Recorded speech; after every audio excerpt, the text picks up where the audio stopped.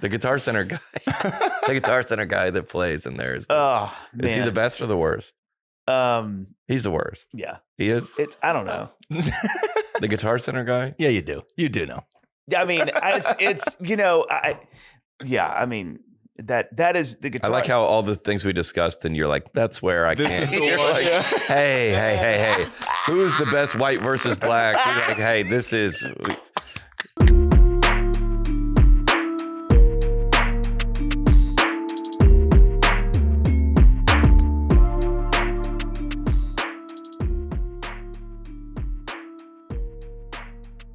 Oh, net positive, baby. Back. Nobody's back to work yet.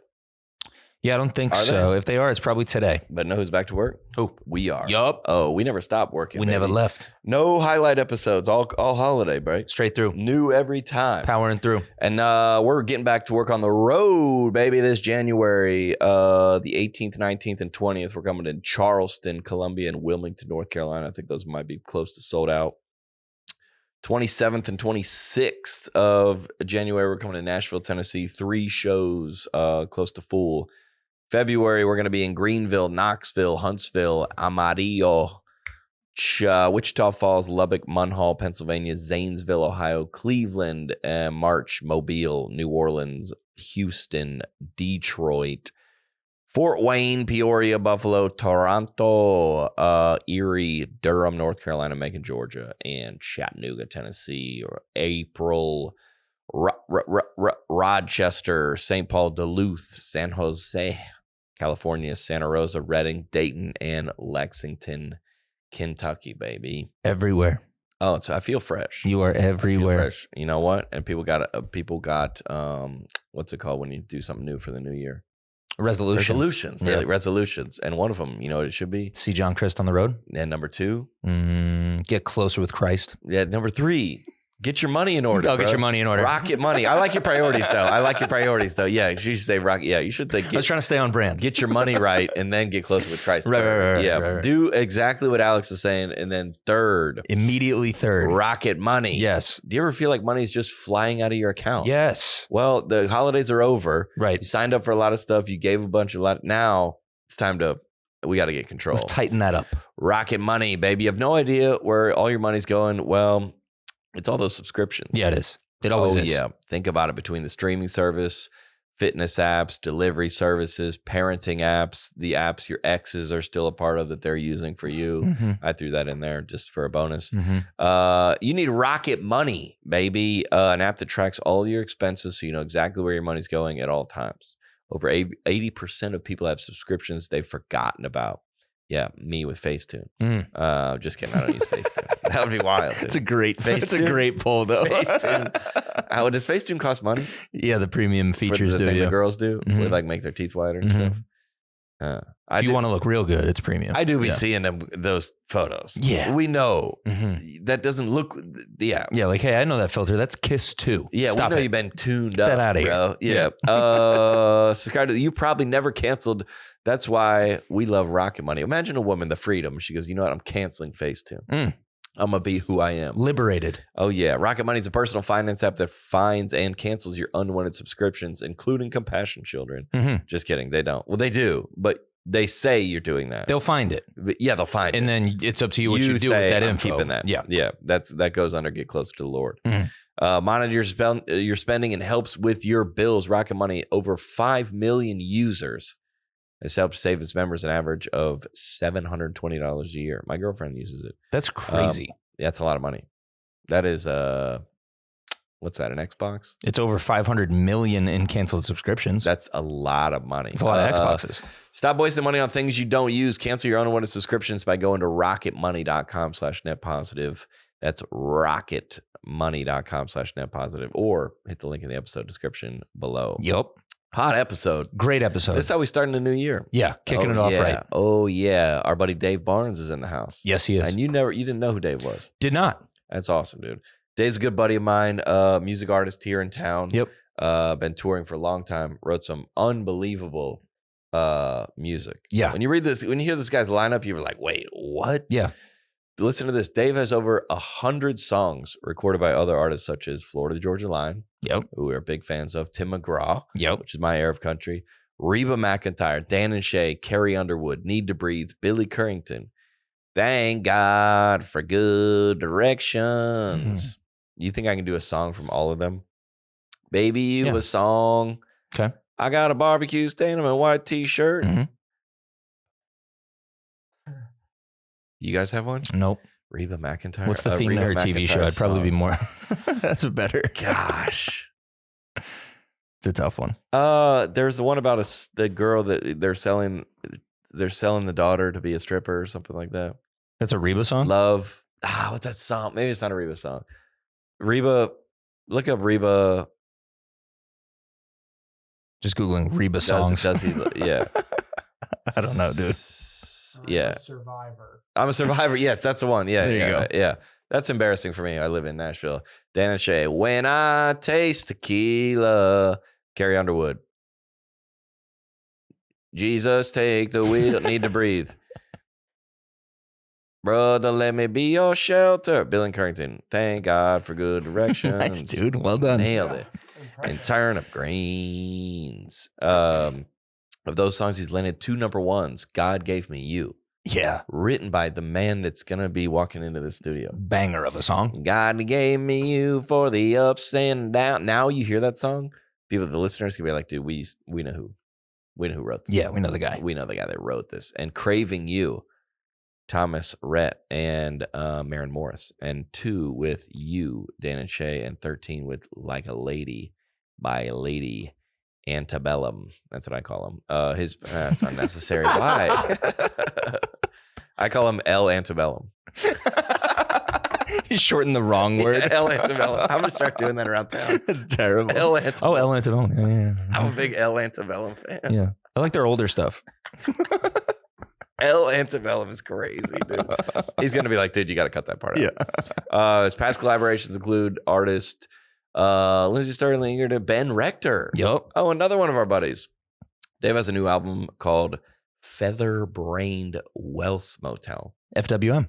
Let's go. And he's out on tour. He's touring all across this beautiful country in 2024. How'd you feel about the convo we had? I liked it, dude. I was we're buddies. Yeah. We text, he dabbles in comedy. He's very funny. Yeah, he's a funny guy. Yeah. What was he doing when he walked in? I didn't see. He was around the corner. You didn't see him? No, I couldn't see him. Oh, I didn't see. He started He working, literally walked in the door and just started like backing it up. Yeah.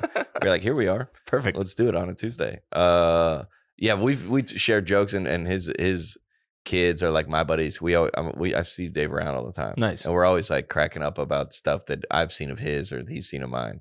So we got into that and creativity and hilarious conversation. Yeah, and then we got into some serious stuff on the back end too about like identity and Dang, ego, and that's like I know, like when pods go that way. I feel like if there's like over under for me at about 35 minutes Okay.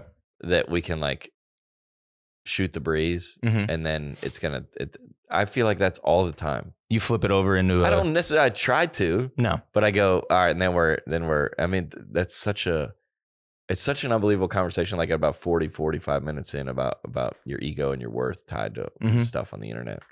Beautiful. Enjoy Dave Barnes, ladies and gentlemen.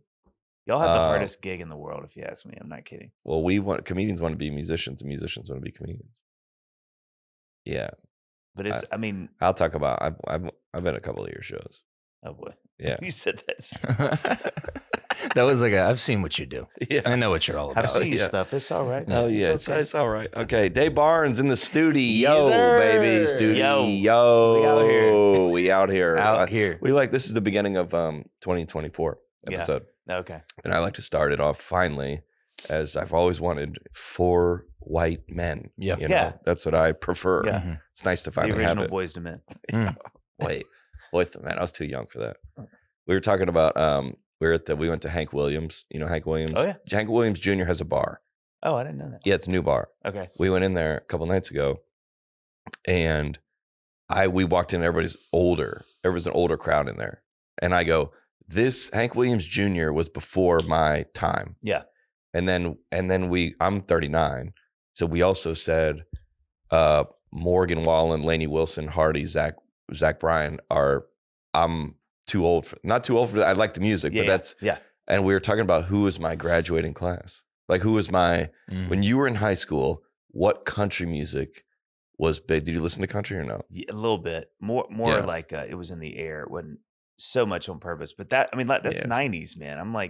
I'm 45, so this is 96. So who would you say? That to me, that's when it was like popping off. That was like Garth and No, I said, because you're 45, I said I was too young for Garth. It was like Garth was like Michael Jordan. I saw not the end of it. But that was like, and we said for me it was like Keith Urban. Toby Keith. Toby Keith was a little before me, but still big. Rascal Flatts was huge. Chesney's been around for 500 years. Shania and the Dixie Chicks. Shania. Nice. And a lot of the other ones that came like right after that. I mean, maybe Alan Jackson. Yeah. But his Chattahoochee had just kind of he was still making hits. Yeah. But you're like, oh, I loved my era of basketball is like Allen Iverson. Karl Malone. Like LeBron came after me. Yeah. LeBron Steph is not my era. Right. Weird. Yeah. I don't Which know why mine was a sweet spot because mine was MJ and sports. That was like, well, I mean basketball especially because that was like the dream team. That was like was like right. And Bird. Oh yeah. And Jordan and Bird.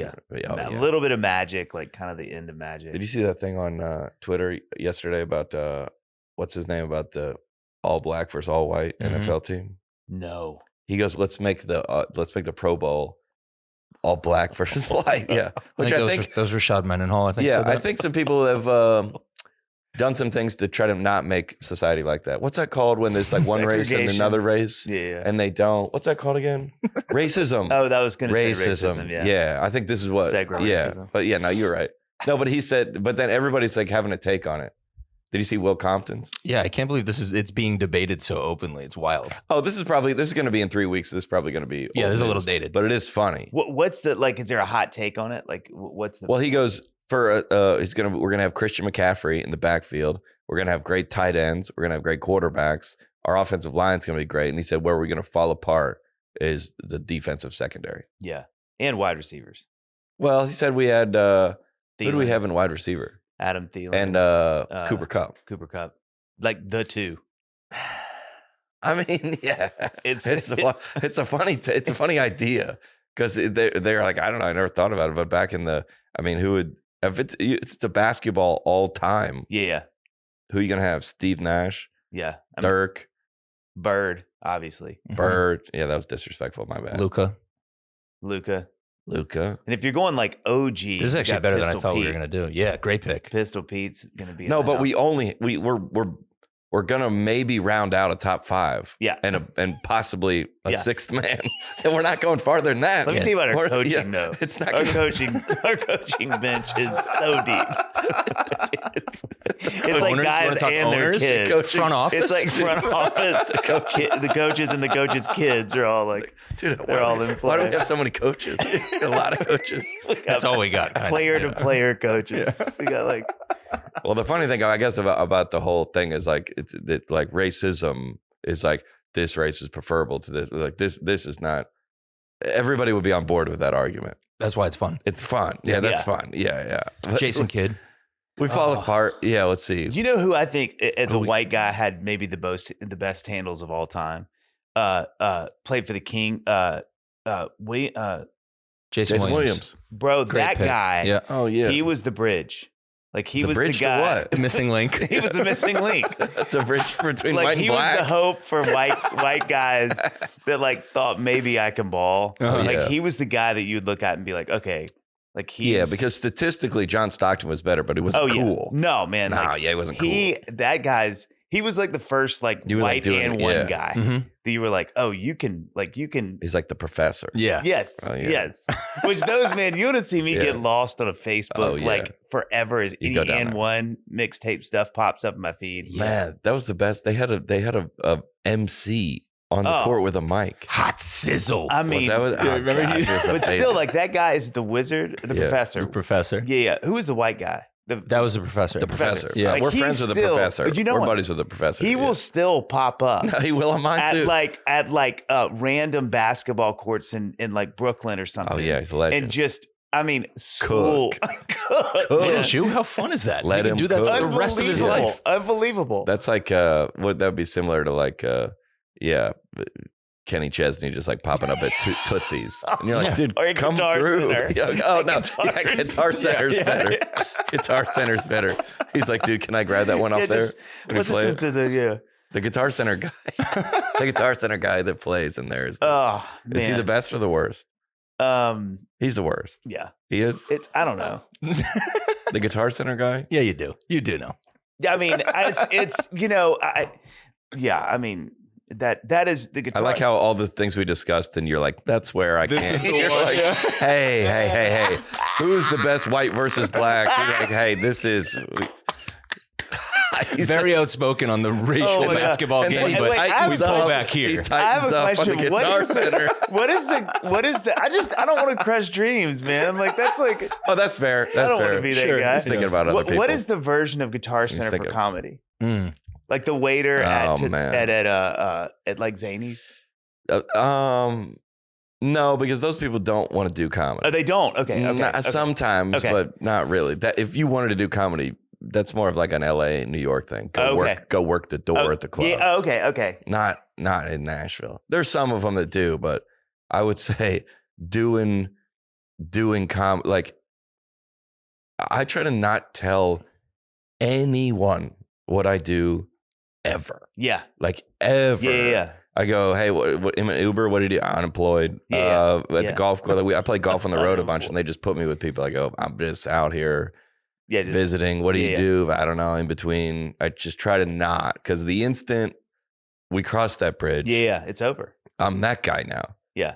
So I would know, but the idea that the guy that's just starting wants to tell everybody Yeah. he's a comic, and Yeah. he would probably do like trying to do jokes to the bartender, Yeah. or like to like hey, like material. yeah. Like, is this a bit? Yeah. Yeah. Like, what's going? Never, dude. Oh, that's a nightmare. That's like a younger comic would like do like a bit on you. Yeah. Like, oh wait, are you like running this? Our Is this like our version. you're like of that is workshopping this? Like the whole song cadence titles. changes. Song That's what we titles. get is artists or Somebody like throws it to you. writers, because you Yeah. know, like you meet somebody somewhere and you're like, "What do you have like music?" They're like, "Oh, cool!" Like I got one had for this you. idea Oh, for yeah. a song, and you're like, "All right." Gosh. Or it's the which you probably get too. It's like, "Oh, dude, there was a guy that went to high school with me who like drum teched for Van Halen in '87. Oh, yeah, do you know I his did. name?" And Yeah. you're like, "I don't know if I've met him." Oh, yeah, I don't know. Yeah. Let me think. Say it again.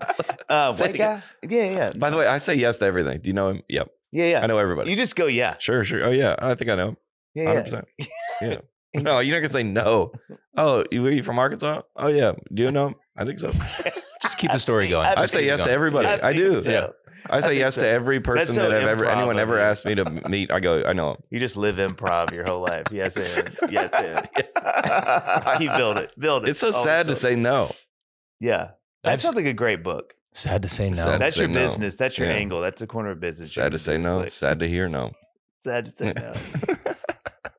My life as an improv artist. If you go down, if you say somebody's from Nashville, do you know so and so? Oh yeah. Yeah. Oh yeah. That's the guy. Totally. What's his name again? I think I know him. Totally. Yeah. I can just shut that. No. Is it like? Do you 'Cause you find? probably do know him. Do you find being here? Have you watched the comedy world grow like right before your eyes? 100%. Like, 1,000%. That is crazy. to me. 1,000%. We put it. I was gonna say we put it on the map. I didn't put it. No, on the no, map. but I'm I mean, a part you're- of it. You are definitely I'm a part of it. Nate put it on the map. Isn't that crazy? Nate Bargatze is. I wouldn't even call it a run. I was like having the run of a lifetime, but just that unbelievable run. Yeah. Incredible. Just an incredible. Like I don't know, dynasty, whatever you want to say. Yeah. And I've always said like the rising tide lifts all the boats. Yeah. If you go see him, like it, you go, oh, comedy's fun. Yeah. Who else is around? But That's I think, great but I for feel us. like that was happening. I do feel like you're a substantial part of it. I feel like that was happening before Nate, though, a little bit. It was like, it felt like Yeah. that things were kind of brewing. Yeah, what Lord, this is like kind of there's like I say there's like there's I'm like on the top list of like the touring comedians. Right. And it's like an honor to be on there. Unfortunately, there's 3 people above me, and that are all my neighbors. That is hysterical. Yeah. So who are they? Nate, Yep. Theo, and Leanne Morgan. Oh yeah. She lives in Knoxville, but very like love her. That you go and these, just so you're like, oh man, isn't that funny? Like you think about the South. Yeah. I wonder what, like, if you thought about that, like, do you think that's a thing? I thought about it all the time, brother. What's the thing? Like that there's, it's not a fluke that so many Southern comedians are so big. Well, okay. The biggest comics of all time are Larry the Cable Guy. Yeah. Jeff Foxworthy. So what is of all that? time? Because dude, you go like we're gonna finish the Emotional Support Tour this spring. It's the last run of it, the last leg of it. 157 cities. Holy cow. That we can tour in. But if you're a coastal comedian, you can tour in 10, 15 cities. Yeah. Maybe 20. So it's connected to where you can actually play. Or you can sell tickets. That is It'd crazy. be like, dude, Garden City, Kansas, if we sell 1,500 tickets, I go, dude, you don't understand how many tickets that is there. Oh, and in general. And by the way, I go to New York or LA, I can't sell 4 tickets, but not 4, dude. But it go out amongst the people. Because it's just so populated. It's like such a known entity. Yeah, it's just like that's where the media is, and that's where they're like, where's Kevin Hart? We saw him last night. Or I don't know. Whose accent was that? It's a bouncer. Where's Kevin Hart? That's the bouncer who's trying to be a comedian. That's who are you? Where's Kevin Hart? I was like, dude, send me to Bowling Green. Yeah. And they'll carry me out into the streets. Yeah. John. Tell us more about how we don't believe in the vaccine. Oh my God. I'm sorry, that's not. Don't go to him. Don't click to him on that. He doesn't want to be a part of that. So do you find that like with That's funny that I thought this was my podcast, but go ahead. No, but I'm curious. I'm really curious about this. I'm just joking. Do you find that like are you seeing where you're meeting more and more comics that are moving here? Well, it's kind of like gotten a reputation of like clean comedy. Oh wow. Yeah. Because Nate's clean, Jeff Allen's clean, Henry Leanne's Cho's clean, Leanne's clean, Dusty Slay, Aaron Weber, the whole list of a bunch of clean comics. And so you can go, I need comics in front of me that are, for the most part, clean. Yeah. It's easier for me. So this is kind of the place where if you're coming up in New York or LA, they were like, what? Where here is be more like, they'd be like, what? If you were clean, they'd be like, what's happening? Yeah. What is this? Yeah. Here there's more of a market for it. Yeah. You can do it elsewhere. I came up in Denver, Nate came up in New York City. Yeah. But it's just like once you kind of, I describe it as like you walk in on a moving sidewalk and then they turn it on. And now you're, not only are you walking, the industry is. Which I think the funny thing is clean is so hard. It is so much harder than being dirty. Yeah, like the joke I told you right before we went on air. We were like, killed. That's never going to work. But you know what I mean? It's like, it's so much harder. Yeah, it's harder. Yeah. Well, the first if you ever do it, like, you tell jokes at your show. Yeah. Yeah, but the people already know if you had a dirty joke, it would be like, what? Oh, man. It would be confusing. Yeah. So it's not, if you're clean, when you start, it's confusing. Yeah. Because everyone's like, wait, what? But nobody wants to be known as a clean comedian. Oh, then that's you're like a bad done. thing. Oh yeah, that's like the worst. That's like the Scarlet Letter. Yeah, he's like he does good corporate comedy. Like, that's okay. Yeah, which is funny because Nate is super clean, squeaky clean. Yeah, but he's not known as a clean comic. No, he's just known as a comedian. That's what everybody comedian. Yeah. Do you think like that's about like the spirit of it? You think that's like his? Well, nobody wants to be known as anything comedian. You just want to be Jewish comedian, black comedian, white comedian, gay comedian, Christian then it's comedian. Already like you don't want to be known as anything. Yeah. Now people will put you into a box. Yeah. Yeah. Because that's funny. Like a lot of Christians have done that to you, and you're not even Christian. That's why that's funny. That's what this podcast is for. Is I'm coming out. It's an intervention. As a Christian or not as a Christian? Oh yeah. Which one? Yeah. Oh my gosh. No, I don't think you want to be known. You want to be known as like anything. Yeah. Yeah. You just want to do your thing. Do it. And then, but people are always going to put you into like I saw Nate on the list of like top 10 like conservative comedians. He was like, what? He's like, why am I on this? Yeah. Because you're like, I don't know. It's just easier to call him that. Yeah. But everybody wants to put everybody into something. I got a question, John. Oh, in fire comedy, off, baby. Here we go. Is it like known that being a clean comic is harder? Like, is that acknowledged amongst everybody? Wow, good question. Well, let's see. There's probably a combination of people. I think it's more commercial. So people might say you're just doing it for money. Huh. Because it's easier to the book stuff. You're more brand friendly. Oh, at the beginning, because you did like IBM's or you did like the car dealerships like Christmas party for like $1,000. Yeah. You can do that at the beginning if you're clean. Yeah. Sure. But if you're but everybody, my annoyance with clean comedy is like, dude, you could be the dirtiest comedian ever. And then if Jimmy Fallon called, it's like, dude, we'd love to have you on Fallon. You just can't do that one bit. You'd go, sounds good. Oh yeah. Everybody would suddenly clean. Yeah. Everybody would suddenly clean it up. Yeah. Or like when everybody's like, there's nobody that's like not on this spectrum somewhere. Yeah. Of like, oh, I wouldn't do that, or that's too far, or I just think it is. I really do. I feel strongly about this. It is so much harder to stay clean and keep it between the lines than to either cuss or to just be dirty. Because it's just like, I feel like it's the lowest common. Well, it's easier. It's so much easier. And at the start, because you want to get a reaction. Yeah. So you just say something wild, and everyone's like, oh yeah. Oh yeah. Like, I mean, I was at the open mic night last night. Somebody did it for the first time. I watched them, and I was like having PTSD.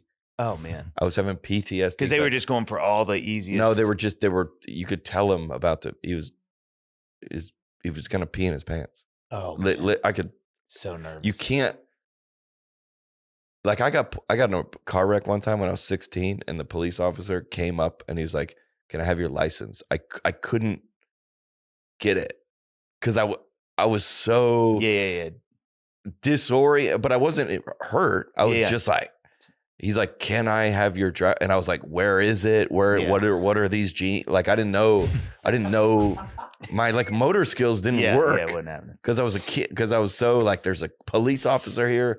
There's an ambulance. This is so, and that's like what it is. You're like, just say these words. Yeah, and you're like, I don't know what that is. I don't know what words are. So when I I'd done music for forever, and my manager was like, "I want you to do a stand-up show." This is like probably 12, 13 years. Yeah, I was at it. You were at that show? No, not at the stand-up show. God, please tell me you weren't. I was at the. Jeez. I was at the.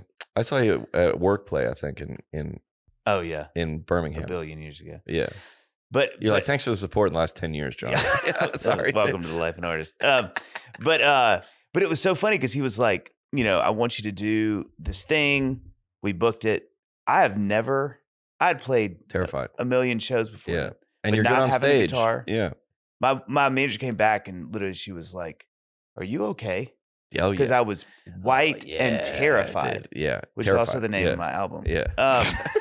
But hard to say no. It's hard to say. But I mean, it is terrifying. And I think the thing that people don't understand, even for people who are on stage, be it musicians or whatever, the thing that is so harrowing about stand-up comedy is there's no, I tell people all the time, it's like Sting can get a guitar and go on stage, right? Yeah. Go to an open mic. Yeah. Play a song. I like how he's like subtly comparing himself to Sting. Nice. So he's like, so me and like Sting. Yeah, we just I always wondered if after he dies, his headstone's going to say Stung.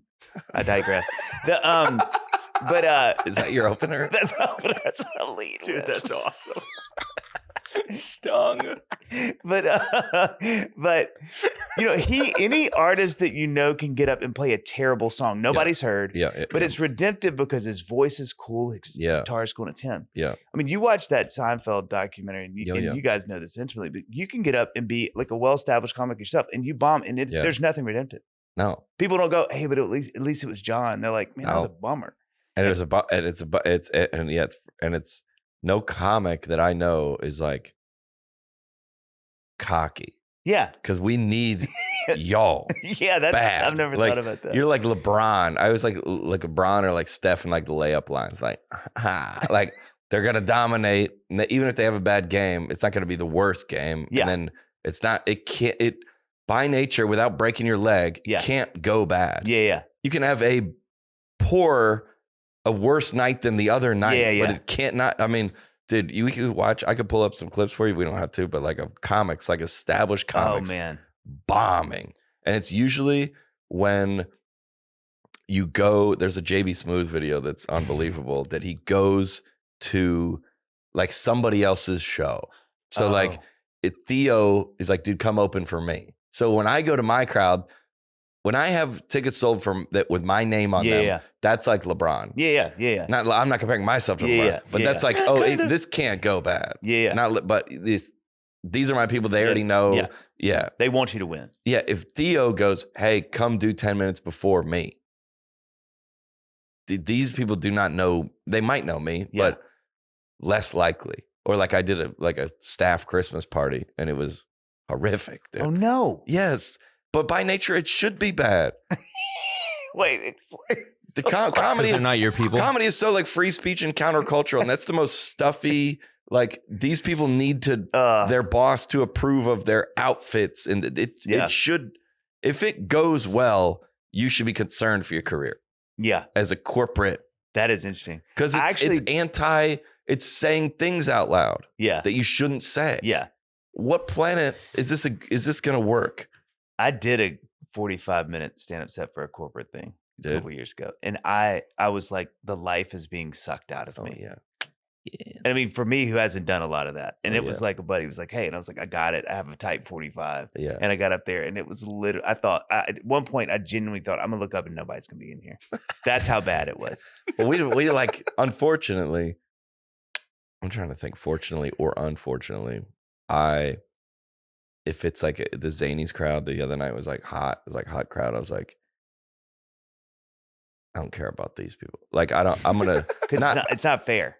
I want to see if I can mess with them a little bit. Like I could do the hits, and then but I was like, that's no fun. I want to see if a crazy idea works because otherwise it's no fun. It's not fun. You're like, dude, do something wild up there. And like one time I did a set all in Spanish. No. Yes, I did. You can speak Spanish? Not really. No. Yes, I did. I did it all in Spanish. And then one time I had where? And I in Comedy Works South in Denver. It was an open mic night. It was open mic night. I was doing like 3 minutes, but I made it some jokes. Hola, me llamo as, and I was like, everybody was like, I mean, it was horrible. Oh my! It wasn't funny. How many Spanish speakers are even in the audience? But I was doing like, I was like, hola, and I was like, El quarterback de Denver Broncos, and I was like, I did a Peyton Manning joke about his forehead or something like that, and it was like, yeah, everybody's like, wait, what? Yeah.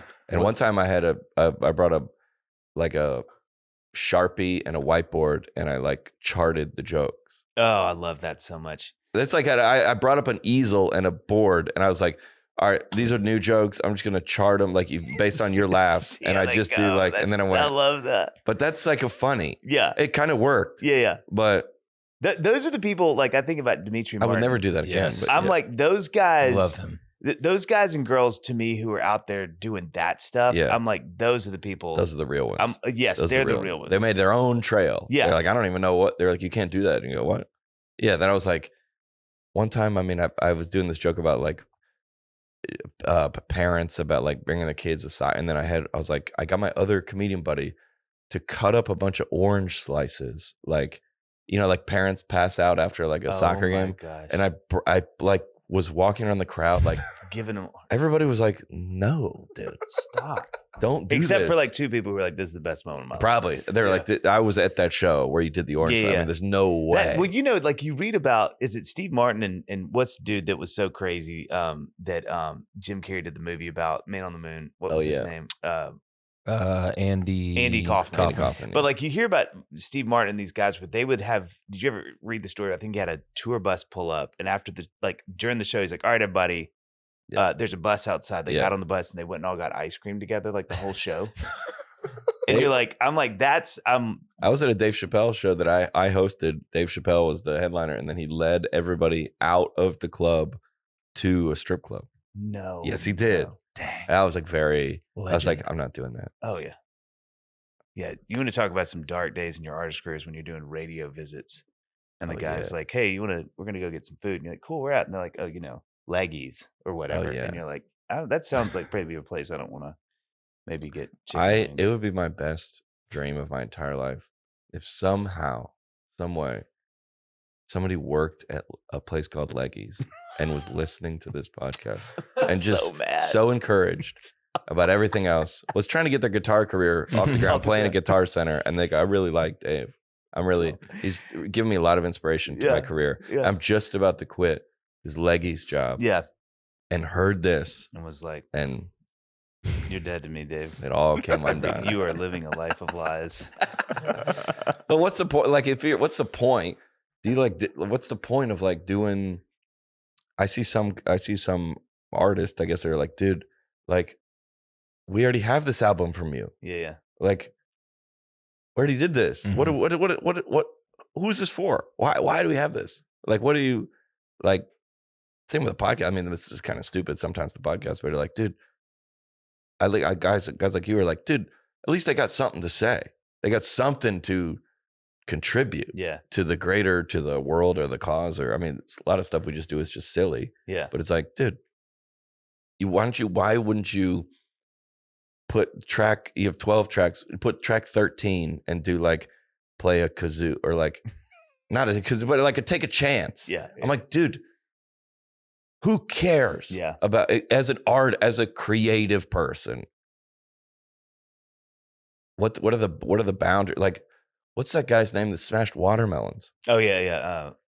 Gallagher. He smashed watermelons for his closer. Yeah. And it was he was gangbusters. Huge. Yeah. Just went nuts. And you say, dude, you can't smash watermelons. He goes, you can. And I'm gonna. And watch me. And I'm gonna close. And I'm gonna sell arenas. And they have to put tarps over the first 7 rows. And he would like go to the grocery store and pick out. Can you imagine that rider? Unbelievable. Like, oh, we got your chocolate milk and your Luden's cough drop, and then 7 watermelons. What? And you want uncut? You want uncut a club? And massive. A wooden club. What for? I don't even know what do you know what the bit was? He literally that. Like I've seen it a couple times, not live, but like he just sort of does comedy. Sort of, and then but like smashes a bunch of stuff. It's not just watermelons. Like he'll be like apple, and everybody's like, ha ha ha, and then he's like, all right, grapes, smashes them with the thing. Yeah, and they just graduate into bigger and bigger things. Well, that's weird about creativity because you go, somebody's like doing something, and as you go, I mean, you see it on TikTok or whatever, like that's insane. That's mental illness, and then they're on the Tonight Show. Yeah, so you go, who am I to say or you to say? Crush anyone's dreams. I mean, you have already on this podcast, but other than that, working at Leggies. Yeah, you say, "Hey, I'm gonna pull." I mean, Leanne is having the biggest year of her life, and she's at her age is unbelievable. It's incredible, and she's been doing it since she was 20. So you can't say quit. Yeah. Right. Yeah. You tell anybody to quit? No, because like I got a list of CCM artists, and you just say, should they quit or no? Oh my God. What if that was stick or quit? Let's play the game. Spin the wheel. Some people say that about me. Yeah. But I mean, I don't know I wonder if you ever had this, but like I had a friend of mine, not a good friend, but a friend of mine tell me like early days, like you shouldn't do this. And it was like, oh, that hurts. And you shouldn't do it. You shouldn't do it. Like he heard me singing and he was like, I think you're a good writer, but you shouldn't sing. Dang. And I was like, okay. And so, I think for me, that was like a moment. You're like, I'm married to her 20 years later. And I need that fire. I need that sort of, you can't do itness.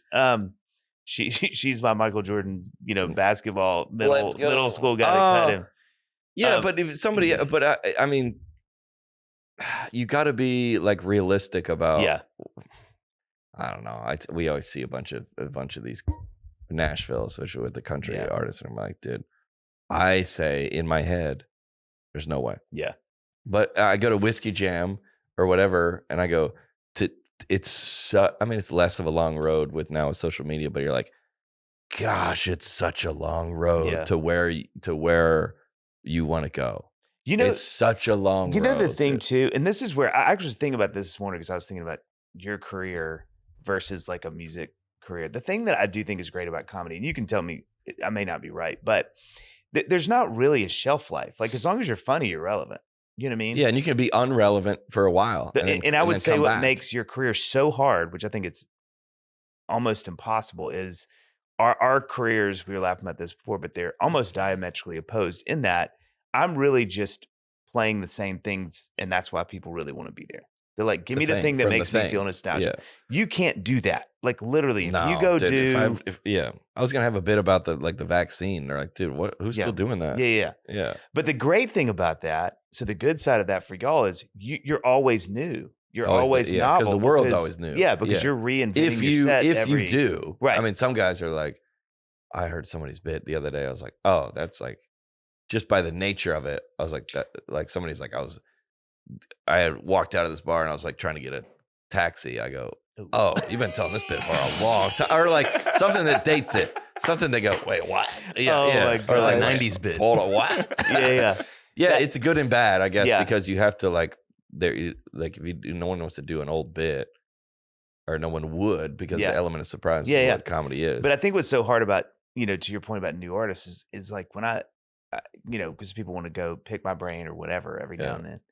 And I think what's so hard about music is it's actually, believe it or not, I think it's a lot like professional athletes. Now, not in our physique or fitness, but novelty's king, right? Like, so the reason that bands usually big is because they're new. And the longer you're around, the less popular you We've seen them before. And so I think what's hard about what we do, and what I really grieve for young artists is they're like, man, I want to do this. I'm like, look, do what you got to do, but you really need to love this because there's going to be a day. I mean, you can almost feel it.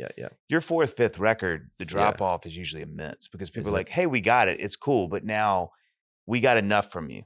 Just do these over. We have you. Yeah. We got you. We don't need new stuff. Yeah. And what's hard as a creative is you're like, well, all I want to do is do new stuff. And they're like, yeah, but that's not the stuff. But to get like, I went to, at the Ryman, I went to Switchfoot. Yeah. And I cried. Oh, they're amazing. I cried at it was the 20 years of the Beautiful Letdown. Yeah. And that it was packed. And everybody wanted to hear that. Yeah. I never thought about that because they were like, but you got to get back on the chart or whatever. Unless people follow your fans know your new stuff. But like, how are you going to?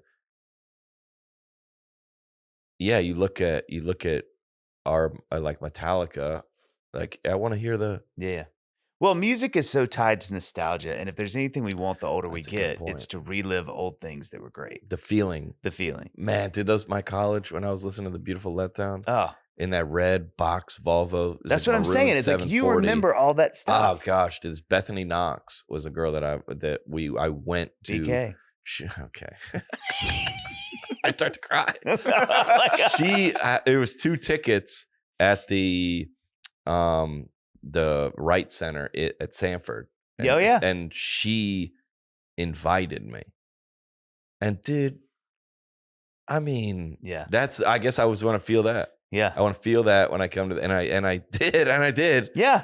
Gosh, I was like 24. Like I was so sad. That song. When I was like, how good is that? But I was song? like, I had no troubles. Yeah. But I was like, oh, dude. And I mean, again, life just gets harder the older it gets, so we want to feel that way. And I think what's hard is like, what I thought, like, dude, you're on the way to geography, bro. Oh yeah, chill, yeah. Chill it out.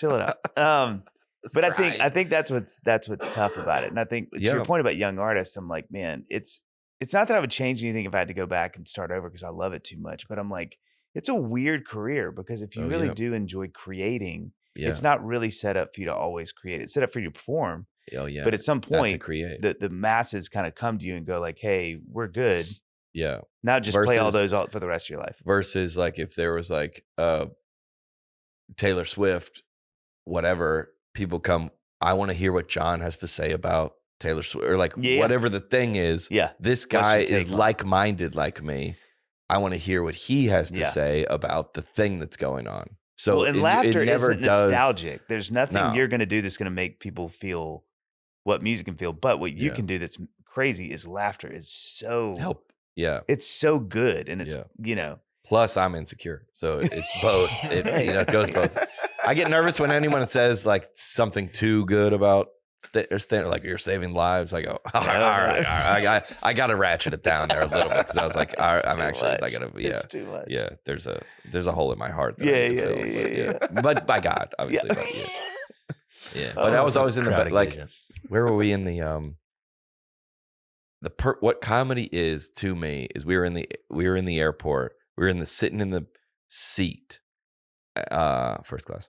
But and there was a woman that was walking through, listening to music on the phone. Oh wow! Like and you just go, oh, what? This is wild. And I'm looking around for another someone to be like, and I look at this guy across from me, and he's like, and I go, that was it. That was it. So now we've dealt with this because we're in agreement. Am I crazy, or is this a thing that people are doing now that's acceptable? And I go, and the person next to me was either listening. I was literally like, just somebody who can like, and that's what the world is. Yeah. And you go, you're reading the news, or you're going outside, and you go, what?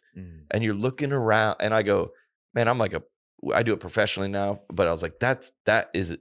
Yeah, that's it. It's that. Yeah. It's that going, this is, whether it's parenting or politics or the culture or music, whatever it is going. And then that guy goes, and I go, I felt so good. Yeah. I felt so good. And I didn't even care she was doing it anymore. Yeah. Because I was like, that's what it is. And you're just looking around and go, Miracle Made, ladies and gentlemen. We interrupt this riveting conversation to talk to you about Miracle Made. That's who is sponsoring this here podcast. Whether you want to get more fit, be a better parent, or get more done at work, there's one thing that will help, and that's better sleep. That's got to be on your top of your list for 2024. Yes. Miracle Made. Tap into the self-cooling temperature regulation that has been shown to improve sleep quality by over 20%. Did you know traditional bed sheets can harbor more bacteria than a toilet seat? Can lead to acne, allergies, stuffy nose. We left all of that in 2023. Yes. Left it all. Maria Kondo'd it all. Nice. And oh yeah. Do you know who that is, Andrew? Nope. Okay. Self-cleaning. By the way, talk about people who had a meteoric rise Maria and then Kondo. fell off. Yeah. Is her name Maria Kondo? I think it was Marie Kondo. Marie Kondo. Yeah. Had a book. They're just like, if it doesn't Netflix serve you, show. Leave it. Yeah. Oh, dude. That was 2020. That was 2019. It was pre-COVID. Yeah, it was pre-COVID. Yeah.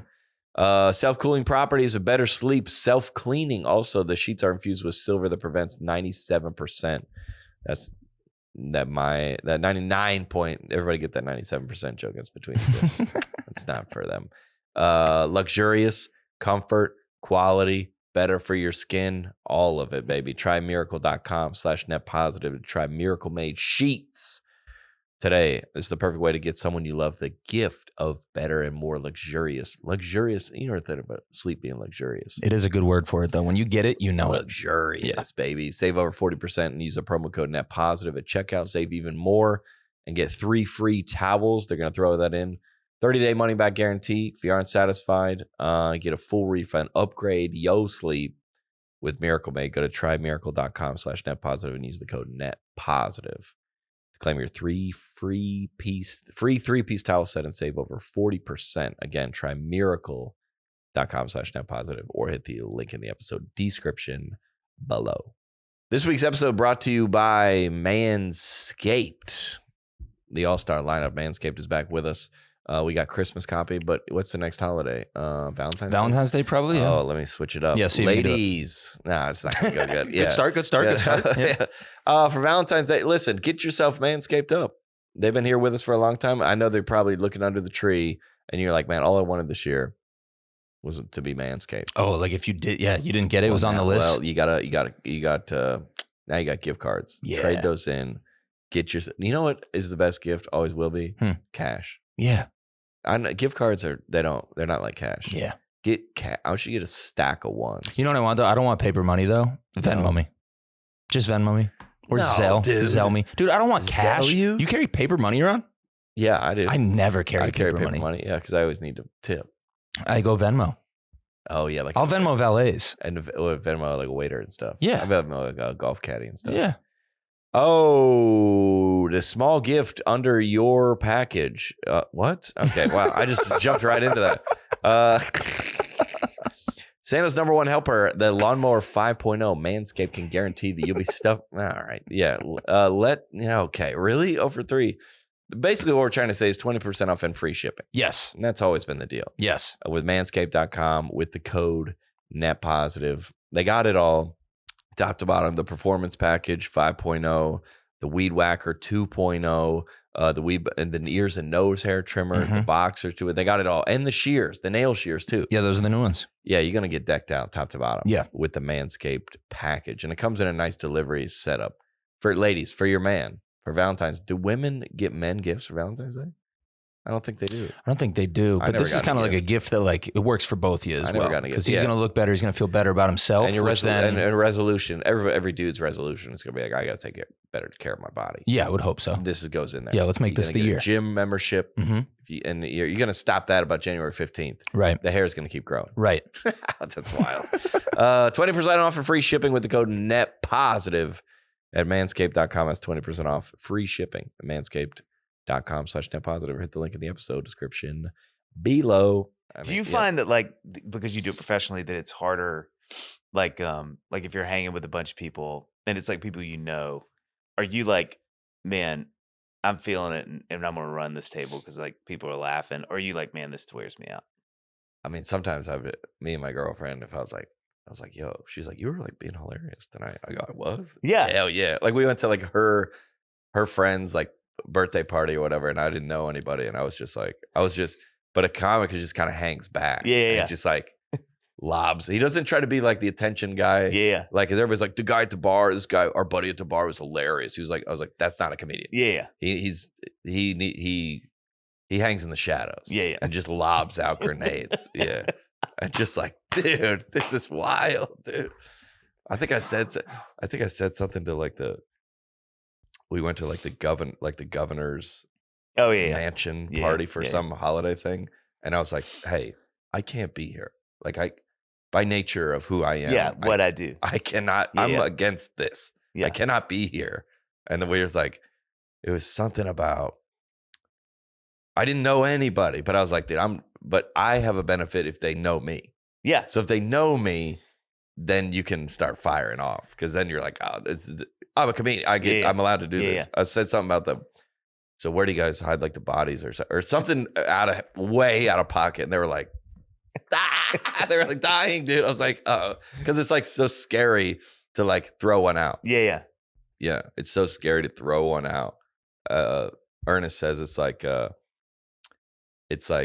going on a date and then like they're like, all right, and giving your card and you don't know if it has enough money on it, your debit card. Oh my gosh. And you're like, you bought the whole meal and you're just like, and they come back and you're like, where do I sign? You're like, oh yeah. But it's like risky to like, dude, one of the first dates I took my wife on, true story. We went to the spot in Jackson, Mississippi where she lived. Leggies. And it was actually Leggies too. Look up if there's a Leggies, a strip club for real. Yeah, buckle up for that Google search. Yeah. I'm on a watch list now. I was gonna say. How do you spell it? How do you spell it? No, first. How do you spell it? If it's somebody's real last name, Leggy. I would go IES.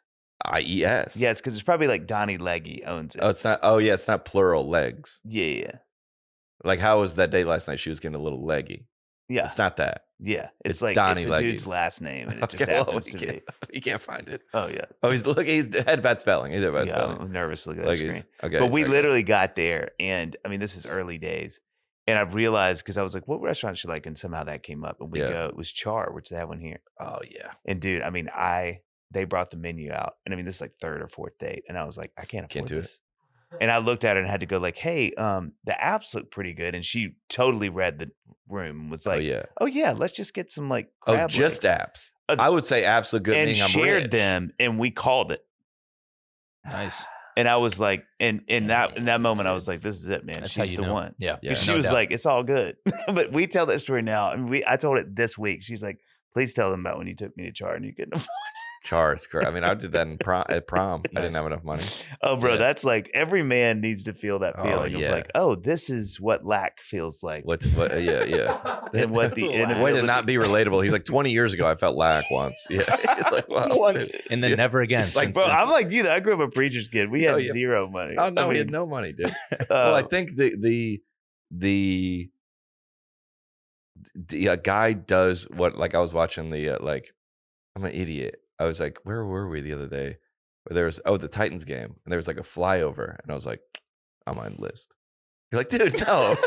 That's like do I have what it takes? Yeah. Like if I'm going to the military. Yeah, like, no, dude. No, it ain't happening. No. Absolutely. No. But you do want it, whether it's like with a pursuit, like with a woman or a career or like a guy, a man's getting into like wild at heart territory, which I'm not for. You know, but it's like a guy does want to know, like, if he has what it takes. And, in a lot of for me, like the first brush of, I'll never forget. I was probably like late middle school, maybe 9th grade. Yeah, and we went on this church retreat. Oh yeah, and we went with this group from Clarksdale, Mississippi, which Delta girls are like really beautiful, like girls from the Delta, Mississippi. It's like Delta. They're just really beautiful girls. Oh yeah. And so I'll never forget, they were doing like probably in hindsight not, but at the time. Oh yeah, at the time. No, at the time, yeah. It was like all you guys could work at Leggies, and we had a church and we had another church, and we were like, these girls. Oh, we didn't know anything else. Yeah. Like binoculars, just watching across the river. This is incredible. They're all cheerleaders at the other school, you know. But like, I'll never forget, we did a talent night, and I wasn't going to do anything. And somebody was like, hey, Dave, we need somebody to host this like skit. Yeah. And I was all right, I'll do it. And I got up, and I'll never forget doing like a couple out, and it was just all improv, and looking out, and all those pretty girls were laughing. And I was like, what is this feeling? Chasing that high the rest of your life. Bro, I mean, but it really was my first brush with like, oh, this maybe is how things could change. Like, oh, for real? No. You know what I mean? Like, I get all that. It was, I mean, my dad and I still laugh back. I remember I came home, I was like, Dad, I think I want to be like on stage. And he was like, wow. And I told him, he's like, oh yeah, well, that's why you want to be on stage. Yeah. They were looking at you and you're like, oh, this is different. All of a sudden they were like, hey, I remember like after, like, hey, that was funny. I was like, oh my gosh, you touched my shoulder. Yeah. You know what I'm saying? Game over, dude. Game over. Yeah. That little first brush where you're like, you take the risk and it pays off. Yeah. And you're like, oh. That's why I've been listening to Switchfoot ever since, dude. 24. What a song, bro! Dude, unbelievable. Yeah, that like we talk about all the time in here is like, oh, that's where you like everybody's got to like get it. Yeah. I don't care who you are. Yeah. And I know people that are like, they get it by having their house decorated nice. Yeah. And cooking.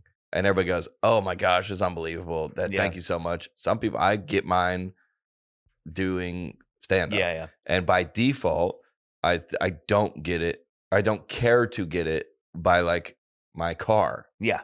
It's, you know, everybody. So my girlfriend was looking at this girl's profile on Instagram. My Facebook got hacked like a couple weeks ago. And I go, if Instagram for whatever closed shop, this girl will kill herself. Oh man. You know, you see, I go, this is your thing. This is where you get it. But I get it somewhere. Yeah. And everybody gets it somewhere. Mm-hmm. We had when I was in rehab in 2019, there was a guy that like we all lived in an apartment complex. Mm-hmm. So Friday nights, this guy would cook. And he would every Friday night. I mean, this guy was a chef. Oh wow! And it was like, I mean, Wednesday. All right, we're going over to, I don't know what his name is. We're going over to Jeff's house. Whatever. Or he's gonna cook for us. All right, we got the ribeyes, the tenderloins, the mashed potatoes. He was like, everybody's sharing. So I can't wait. And then Saturday, Sunday, Monday was like, dude, dinner was incredible. And he was in rehab, right? And they said, the therapist go, no more cooking. No more cooking. Wow. Meaning he's getting his fix. That's where you get it from. Wow. So what would it be like if all these people, your brothers that are in rehab with you, you don't want to do anything. You don't have to perform for them to earn their love. What if they just liked you? Jeez. It's like kind of I feel like I'm a pastor, like, you know what's really important here, and switch the whole, like, this is a comedy podcast. No, it's good. But it's like, oh, that's why he's in rehab. Yeah. Not that, but. Do you still feel that way about shows? I mean, I think I'm honest about what I'm doing there. I mean, it's a mutual benefit. You pay $50 and it's a win-win for both of us. But like, I'm not lying to anyone. Yeah, for sure. I'm for profit. But you still feel that way, even all these years in it. Yeah, less, because I've lost it all. Yeah. And then it's like, if it did all go way up. Yeah, what happens? It will be, I'll be fine. Now, before I didn't feel like that. That's why I was so scared of like, quote, cancellation. Because I was like, they're going to take. Yeah, the drip. We were in, when I went to rehab, it was like, there was like no women out there, no alcohol. I go, I don't care about none of that. And I didn't really have this awareness that I have now about these topics. And we were like 4 weeks in, and there was no contact with the outside world and no nothing. And there's like every week it's every other week maybe it's family week where 2 or 3 or 4 of the people have their families come out and they work through the rehabilitation process together. And dude, I was just kind of like bummed and depressed and whatever. And this one guy, I'll never forget this. His wife came out and she goes, hey, I know it's like against the rules, but I just want to say I love your comedy. And I was like,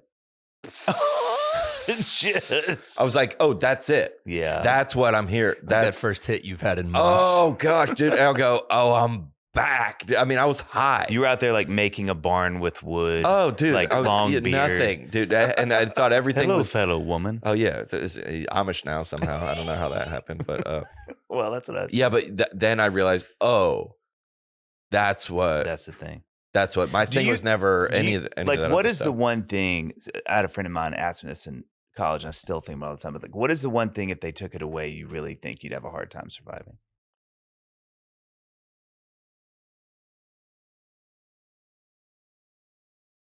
I mean, if my bank account went to zero, I mean, like, no, that's for real. If my bank account went to zero, I'll be like, I mean, outside of like your loved ones, obviously, but you're like, the weird thing about having it all and losing it all and having it back again is that you hold it, I don't know.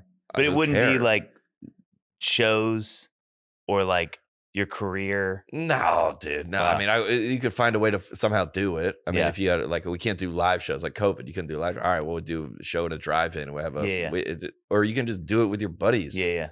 Like I think Judah Smith was talking about this. He goes, I used to be a youth pastor and I was preaching for 10 kids in the youth group. And now he's preaching for the Kardashians and Justin Bieber and all that. And he's like, arguably, it was better back then. Yeah. It's still the same. Me looking at the guy in the airport and the airplane going, it's still there. You can do that anywhere. You can do that in jail. Yeah. Not that I hope I wouldn't be there, but jump from planes to jail. But I look at the girl's Instagram feed and I go, it's just, you look a little over leveraged here. You got it all riding on one thing. You got all your eggs in this basket. I feel for like that world because I'm like, your body's just gonna do what your body's gonna do. Like I had that thought the other night. I was like, man, all those people, guys and girls that are like doing the fitness thing or whatever on it. I'm like, that's got to be tough when like it just when it's like can't do it anymore. You just can't do it anymore. And then maybe the win is not like I got a buddy who's like, I talked about this before. His wife is like scared to death that he's gonna get fired from his job. Like, oh my gosh, you're gonna get fired. Like, what if he gets fired? What if it's not showing up? The staff meetings, his work is that. And I go, and they have 2 kids and a mortgage. And I go, the perspective I have now in life, I go, I wish you would get fired, so you could realize this is not. It's not the thing. It's not scary. I mean, it is. It takes away the fear of it. You go, I don't know. Maybe you got to go work at Home Depot for 6 months, and you maybe move back in with your parents. But imagine living with their whole life scared of things. Like, that's all anxiety is. It's just not having the tools to face whatever's going to come to you. Yeah. And I think I said, I always, they make fun of me for this, but I was like, I looked the devil in the eye. I looked him in the eye. I don't. What? Yeah. What can somebody say about me on Twitter that would? But prior to, I was terrified. Yeah. Terrified, dude. What's so scary about everybody wants to be a stand-up comic? No one ever does. Everybody comes to me all the time. Dude, I want to be a comic. Dude, I want to be a comic. I go to the East Room Tuesday, 8 p.m. and go sign up. Yeah. I haven't seen one person go. One guy went. Why? It's terrifying. Yeah. What? Now I sound like one of those motivational speaker guys. Yeah. But it's true. I do think we're a lot more resilient than we think we are. Oh, we sell ourselves short. You lose your arm, and then the next morning you go, I guess I don't have an arm. And then I guess I just figure out life this way. Yeah. You couldn't imagine it. Yeah. I've been watching this World War II documentary. I'm in pretty deep. Bro, I want to enlist. I do wonder, if that world, I wonder if like the messages then, because you think about our grandparents, man, they were just made of like Teflon. Oh, and dude. I'm like, is that a human nature thing, or was there something about the world then that really, because you were having to do all this stuff that just like sucked. Horrible. Just no strength or resilience. And have we just from anybody? So much like, is our mind game just so much weaker these days? Yeah. We don't have to do that stuff. I think a lot of that is there wasn't much to compare to either. Yeah, that's fair. Yeah. That's like we now see how like the quote other half lives, and you see 19-year-olds making $1 billion, and it's like, dang, I feel really bad about my life now. They didn't have anything to see, so they just thought this is what everybody's doing. Yeah, nobody. There's nobody is like posting. I mean, this is like a societal. Nobody's posting. If you work at Walgreens, you're not posting that on Instagram. Yeah, it's embarrassing. But the thing is, it's not embarrassing. Right. It should be proud of it. You can make a living for your family. Right. But you see, there's some kind of like, unfortunately, hierarchy. Like whenever you get into an Uber, unfortunately, based on everything in the culture, the guy has to explain to you why he's Ubering. Yeah. Dude, you have an automobile and you can chauffeur people around the town and make a living for your family. That's unbelievable. Yeah. You don't need to say anything. Yeah. You don't need to say anything to this douchebag in that's going to Broadway to get 2-for-1 vodka soda. Who cares? Yeah. But you feel the need to be like, I own a bunch of real estate on the West Coast. I'm just out here because, or I go, well, finance wise, this can't be good ROI. Or you don't need to just say this doesn't add up. Everyone that Ubers except for people that have come to this country and are grateful to to have an explanation of why they Uber, because they have an idea that the rest of us think that's embarrassing. Yeah. And it's not. Mm-hmm. Yeah. It's not embarrassing. Yeah. You should just be like, I mean, everybody, my daughter's in college. I'm just doing this to stay in communication with people. All right, dude, join a chat room. There's a million different ways to, it's not true. Yeah. Do you see that a lot in the music world? Because I feel like everybody here, especially like early on in their careers, is doing 2 or 3 jobs. Yeah. Do you see like how to, I don't know, what are your thoughts on how people handle that, I guess? This is like, I have a whole TED talk in my brain about this, but the sort of concise version of it is, I think one of the things that like I really have a beef with in this town is exactly what you're saying, John, is like we attach so much shame in the music industry with people who can't just do music or people that have to bow out early. And I see my friends really take these burdens on because they're like, they hit 40, they start having a family and kids. And like, it's never been harder to make money in the music industry than now. Like legitimately, it sounds like an old fart thing to say, but it's true. It's just really hard to make money in it. And so, if like your wife's like, or a husband, whatever, is like, hey, I kind of need you around. Because touring is such a good way to make money. And all of a sudden, they start doing real estate or they start a podcast, whatever they do.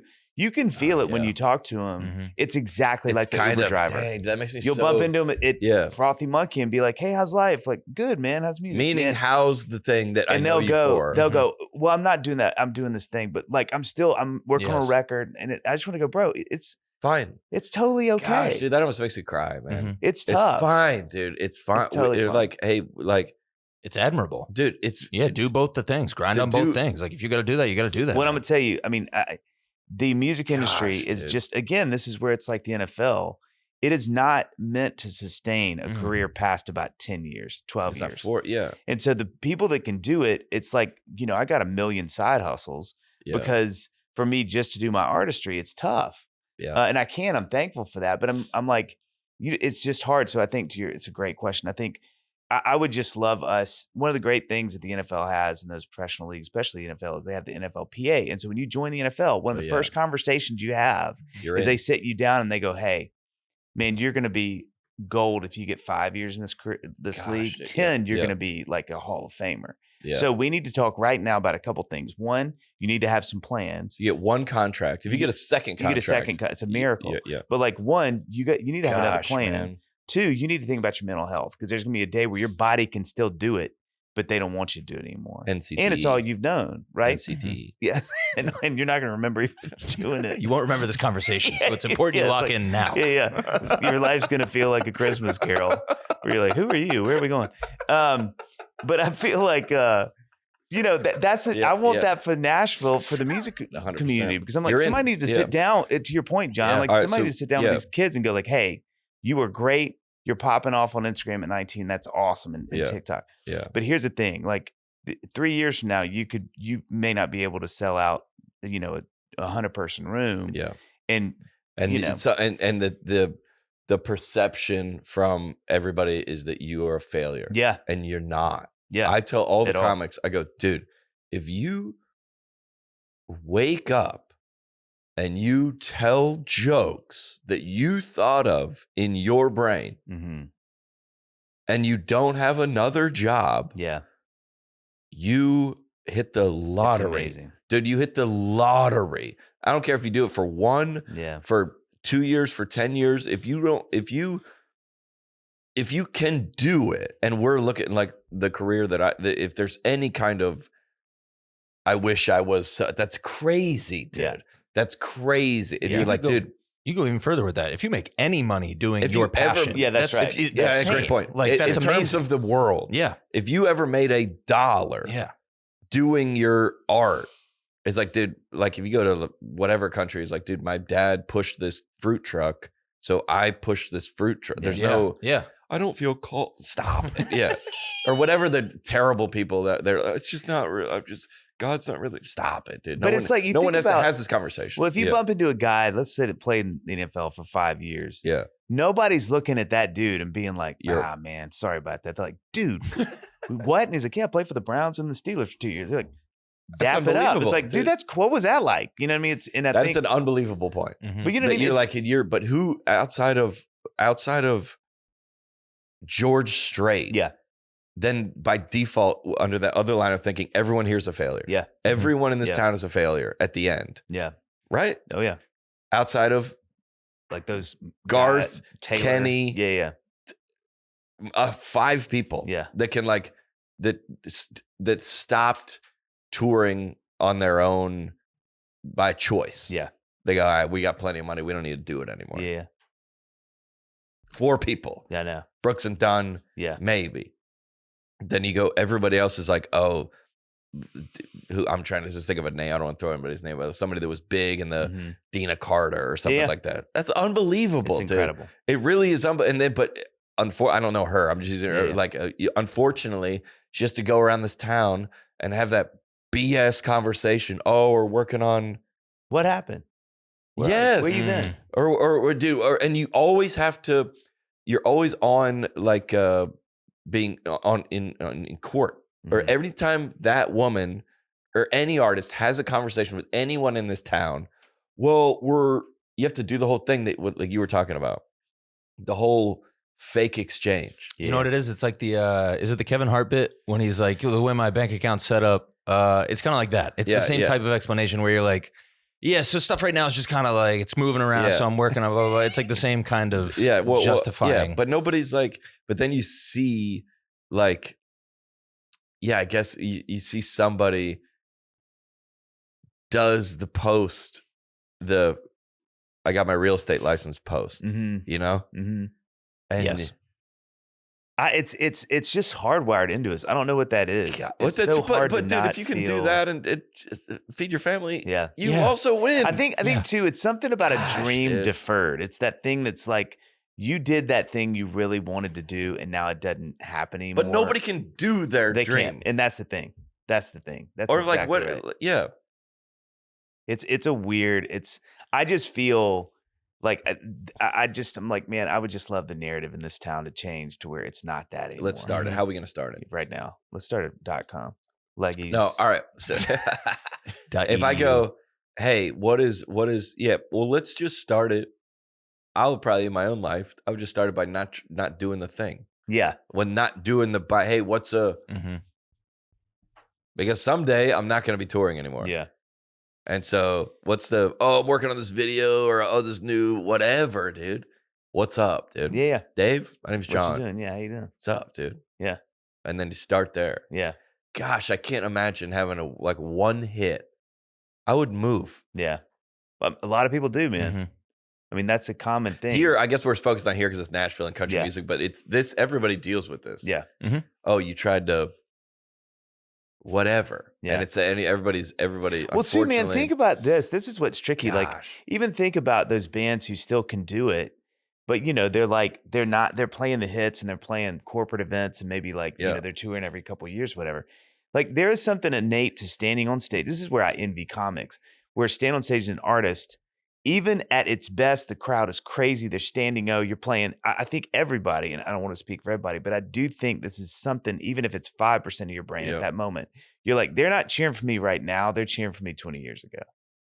They're not cheering for current Dave Barnes. I've never had that thought, but you wouldn't, because that is present. Wow. Like that joke you're telling right now is real time John Crist. It's not. Yeah. Where for me, I'm like, and anything I've done in the past, they actually don't. They don't want to do. Yeah. And so the thing that's weird about being an artist is like, you may be playing and it feels great because you're like, that is still me, but that's not me right now. Like what I want to play for you right now is something off my new thing, and everybody's like, and you play the 3 chords of the old thing. And go nuts. And that would artists be resentful? There's a weird existence. Are they resentful of that? Because they are. Like, artists, are they? Yeah. Some are. Yeah. Oh yeah. I mean, I guess you go through like, dude, just play the thing. Oh yeah. That we like you for. That's like you go see Counting Crows are just deconstructing the set into oblivion because it's like, I'm sure Adam's like, I'm tired of playing Miss Jones, and he has money. and he's like, but he also wants the he wants to be on. Yeah. No, he wants to be on the festival lineup, so he wants to be out there. And they're like, you have to play. But name an artist. I'm not kidding. You will not be able to name an artist that is touring and has ever toured, that's past like 40 years old, that is playing a lot of new material. It does not happen. I never thought about that. They'll have 2 new songs in the set. Now, Taylor's kind of an anomaly that way, but like any other artist, like, you're not going to see Stevie Wonder because you heard the Taylor new is stuff. 30. Yeah. I mean, Taylor in 20 years. Yeah. I was going to say, she's put out so much more music, I feel like, or like in such a short time span versus how artists used to release music. Taylor's a genius too, because I like how we're referring to her first name basis. T-Swizz. Yeah. The Swizzle. But she's also co-writing with people that are young and hip. So she's able to like keep that flame lit in some ways because she's so smart, and she knows keeping it relevant in some ways is working with people that are relevant. And so you can kind of keep it. And that's where country is great too, because, those older artists can get younger writers, and all of a sudden it's a voice, but it's a sound. It's repackaged in a way that feels young and current. Great point. So there's no, I guess I said to somebody, I go, dude, Dangerous, like this Morgan Wallen album, this is our parents' Garth Brooks. Like, we'll be singing these songs for sure. The rest of my Sand in My Boots, I'll be singing that song like Unanswered Prayers or like Friends in Low Places. They're so good. And it's just a matter of how you see it. It just become resentful of that work.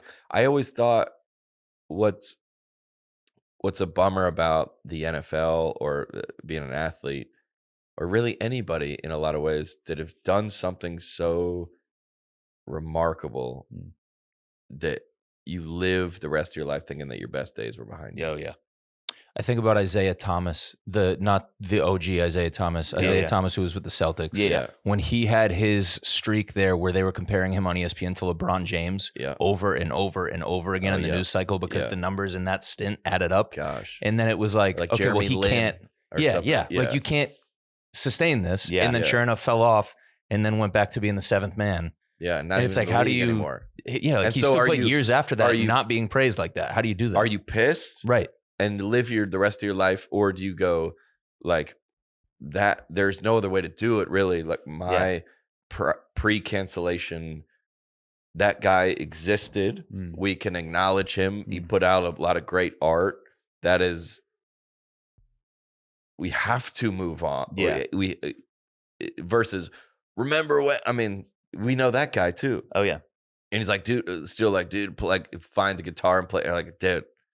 It's like the guy that played basketball or like played football in high school, didn't play, but it was like, dude, I could have played D1. Yeah. And you're just like, dude, he's on the flag football team and he hasn't seen his kids. He hasn't hugged his kids in 3 weekends. But I took that. Did I take that too far? I might have taken that too far. Coach put me in fourth quarter. We would have won state for sure. Yeah, that guy. That you go, dude. So you remember when? I mean, what's that name of that band? That the guy told me. We were out somewhere and he told me like a hit from, I had to have been the 90s. He's like, I wrote. Oh yeah. And I go, that's an awesome accomplishment, but it's a bummer. It's what's sad is that you think that this transaction is going to be based on that. Yeah. And that I'm not going to like you if you don't have that card. And if you do have that card, it's going to be. Yeah. And that's just like a diminishing returns over time. Mm-hmm. Yeah. Which is, I think with Instagram and all, it's getting infinitely and exponentially worse because of that. Because you really are known for a thing now. It's like your account, if it has the check, well, what's it got the check for? Because you're funny, or you're really pretty, or you're a great singer, or whatever. Yep. And so that is currency, and it's hard. It's so hard for me now because I feel like I dabble in both. I'm old enough where I'm like, one, I'm terrified that it's all over and nobody cares anymore. Mm-hmm. And then the other part of me is like, everybody has that. Feeling like, hey, I got to kind of show you what's going on and how Well, that's what I do. The funny thing about how this podcast came together, because you're like, hey, dude, I don't really play this game. Oh man, but I got to play this game for a second. Yeah, and I got we're this buddies. new album. And yeah, like, you got to kind of like unfortunately or fortunately do it in front of people. You need eyeballs on the stuff. Yeah, to like be like, oh, that guy's still. Yeah, he's still. Like there's comics that we like want to open for us. I go to his Instagram and see if he's still like doing shows. Yeah, like see if he's still doing it. Yeah, I'm not even gonna call him to be like, hey, can you come? What's going on? Fill in Greensboro. Yeah, if he's not doing it. Yeah. So yeah. I mean, I ran into somebody like, gosh, this week somewhere, and they recognized me. Like, man, I used to love your stuff. Dude, that happened. I'm gonna jump out of a plane, dude. Yeah. I'm like. Yeah. Oh, thanks. Like, you still doing music? I'm like, yeah, I'm actually just put out a new record. Like, good for you, man. Yeah. I'm like, all right. Well, then we probably shouldn't at the same time, if we're going to take ourselves out of that I guess it's your own. We shouldn't be resentful of those, but they didn't mean it that way. Oh no. Some of the hardest like work that. I've had to do is just realize, like, thank you for listening then. That's great. And two, man, I mean, my wife had to kind of admonish me the other night because I was like, so bummed and was like, and she's like, Dave, I'm like your demo. I'm like, 41 girl, right? Like I am your demo. I'm like the middle of your demo. She's like, I think, and she used to love music. Why have I had this exact conversation? Oh man. Go ahead. And she's like, you know how much I love music. Like when we met, that was something I was really drawn to in her. She had her Case Logic. Oh yeah. I was like, look at you with some deep cuts in here, right? Yeah. And she's like, Dave, I don't listen to music at all. And if I do, it's what the kids want to listen to. She's like, some of my favorite artists, I have no clue what they're doing now. And I listen to them constantly in my 20s. Yeah. She's like, so you can't be mad that people's lives just like, there's not as much room for music anymore. Like you just don't. And if it is, and here, watch me do this. Yeah. It's the stuff you used to love. So you want to feel a thing. So if I'm driving around, I'm like, I got like 10 minutes. You know what I'm listening to, man? It's like Dave Matthews Crash or something that makes me feel away. And so I'm not using that 10 minutes to be like, what's some new music I could check out? Or have my old artists brought No, you already got it. Music? Yeah. That's a great and so I think I have to be fair too, that it's like I can't be bummed because people's lives get busy and they're not going to be like, man, I was driving to my accounting job this morning and I thought, I'm going to check out what Dave's up to. That's how they're doing. You would be like, dude, that's concerning. Yeah, bro. Like, you should listen to old stuff. Feel good again. Well, feel good again. The only thing worse, what if you were like still trying to like, there's like comics, we talked about this before, where like you're in college, you're doing bits that are like, that girls in college love. Right. And now that's what made you. Yeah. And so, but now all of those people in college are in the carpool line now. Oh, yeah. And you're still doing the college. That's bits. Worse. Bro. That's the only thing worse versus like whatever agreement that you'd have to, or Well, y'all know this, man. And Nashville I know this so person, full of this. dude. Oh, but yeah. you watch the 45-year-old music guy trying to do his TikTok thing. Oh yeah, and and God bless everybody who does that, right? And especially the ones that it works. But like, I mean, I had to have a hard conversation with management a couple of years ago. They're like, "Hey, man, this TikTok thing is like popping off," and I was like, "Look, God bless all those people. Yeah. I can't. I just feel so dirty." Yeah. So I'm like, all right, and they do the dance, and I'm doing the thing. Yeah. And some people do it really well, but that's my version of that. Is I feel like, but it's a phony. Oh yeah. When you go a lot of the like I mean, I'll still go into those waters every now and then about like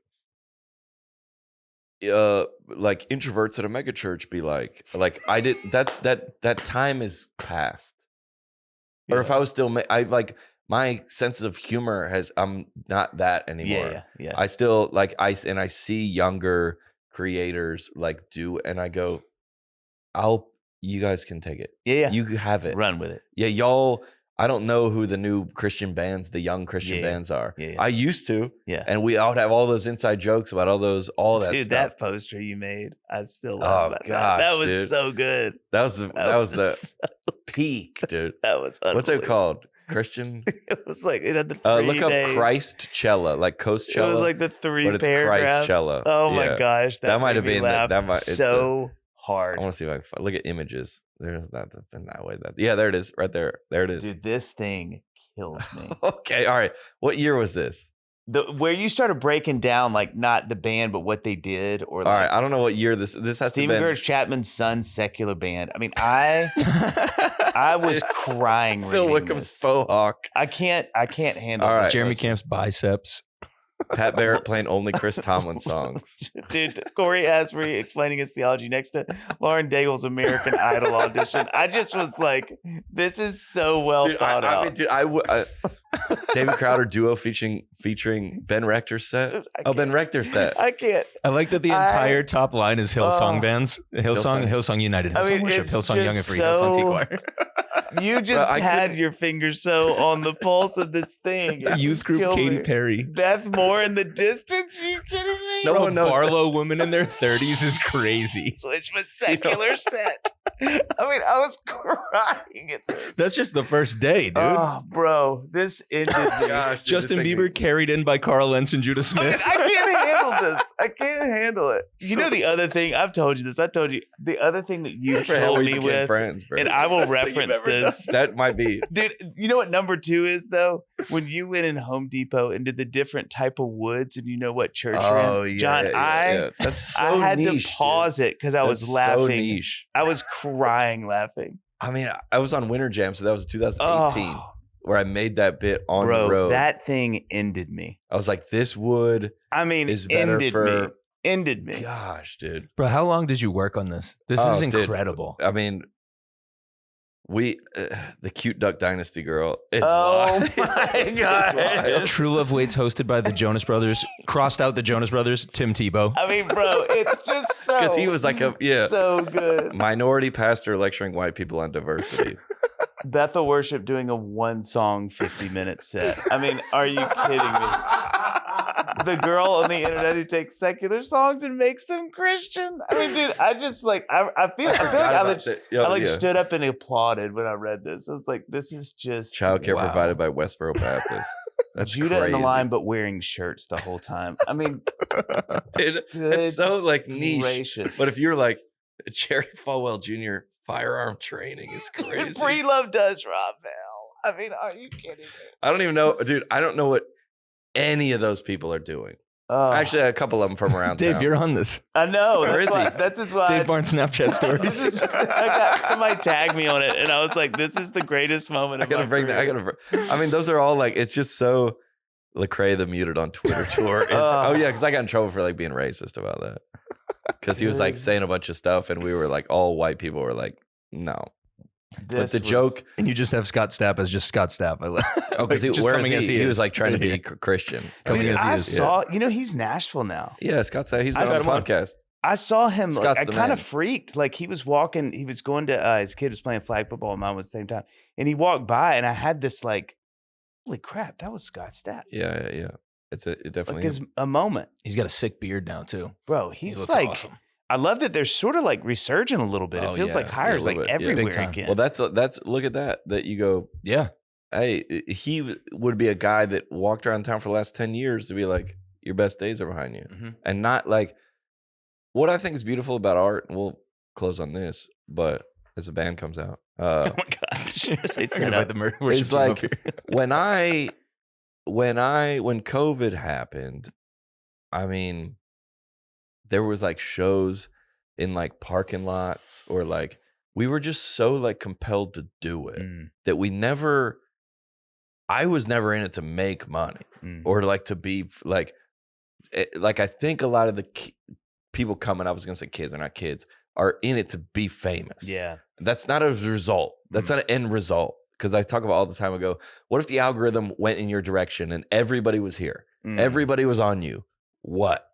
What do you have to say? Yeah. What do you have to, being famous is not the end result. We were so compelled to make the art that they were like, well, it can only be in cars, and people honk their horns when they think a joke is funny. We were like, all right. Yeah. We didn't really, they were like, you're not getting paid.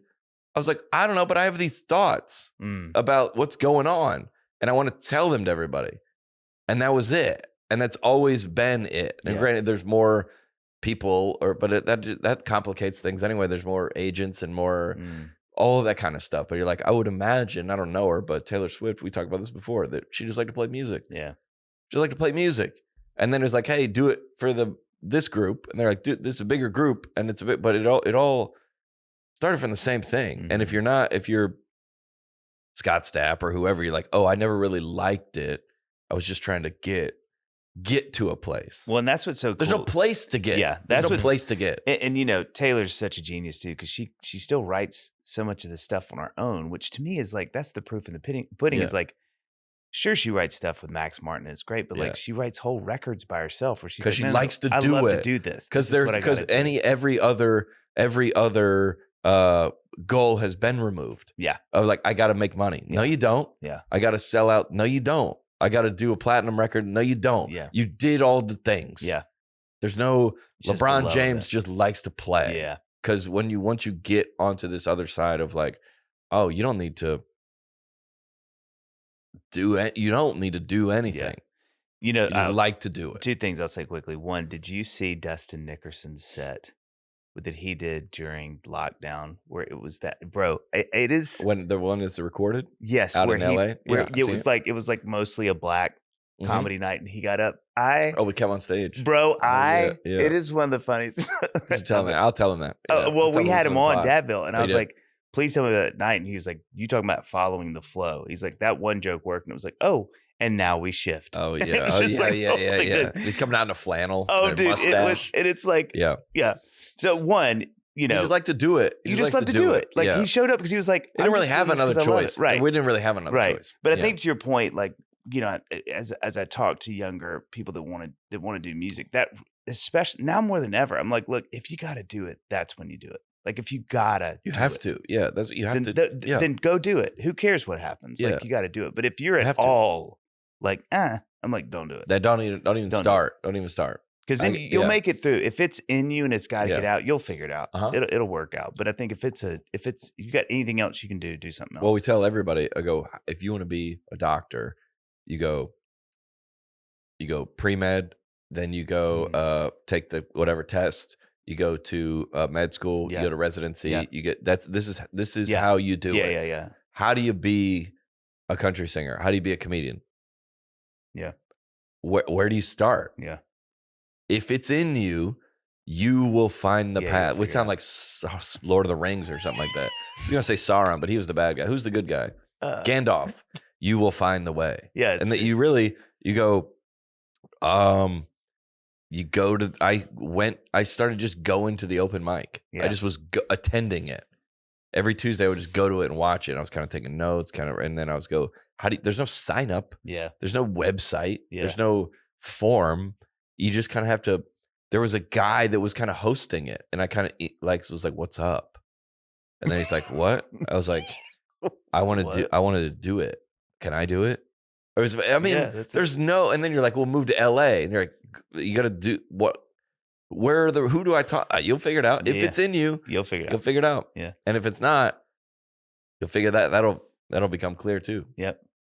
And then we're not going to make fun of them to their face, but behind their backs, people that are unsuccessful, we'll make fun of. My gosh. Now we want to. Well, tell us about what you're doing now. So that's the reason you came on this podcast. Yeah. You got an album. Yeah. So I got a new album, which I'm excited about. Oh, yeah. And you're touring with her boy. Yeah. Yep. Yeah. Smoke show. Oh, yeah. Yeah. With so Beth doing Laird. that. With Beth Laird. Yeah. BL. Yeah. The Lairds. Yeah. That's his manager. Creative Yeah. Nation. So doing that, playing a bunch of shows this year. I went to management and I was like, look, I can't do like these 3 weeks in a row or even like, so it was great because I was like, this feels appropriate for a 45-year-old. We're just like, here are all the dates. Yeah. We're putting them out. Yeah. We're doing them over the whole year. Oh, yeah. So like, come if you can. The whole year planned out. Yeah. Oh, yeah. Because I was like, I can't, man, I just can't be gone for long chunks of time. So that should be fun. And then you coming to Nashville? Yeah, we're doing the Ryman. Oh, you are? Nice. Let's go. Dude. July 10th. Oh, yeah, baby. All right. So listen, at least your ego is secured between now and then. Because you can say, we're doing the Ryman. Yeah, 500 people show up. It doesn't matter. We're doing the Ryman. You're here to see a man cry on stage. Doing the Ryman. Yeah. What's up, dude? Oh, anywhere around town. Got a new album out, tour, doing the Ryman. Doing the Ryman. Yeah, you're set. What are you complaining about, dude? Oh, you're still doing music. Yeah, you're doing the Ryman, bro. You're doing the Ryman. Dave Barnes, good to see you, brother. Yeah, thanks, bro. Absolutely. Sure, it was a little weird, but on the net, it was a positive. It was a positive. You cannot be serious. On the net, it's a positive.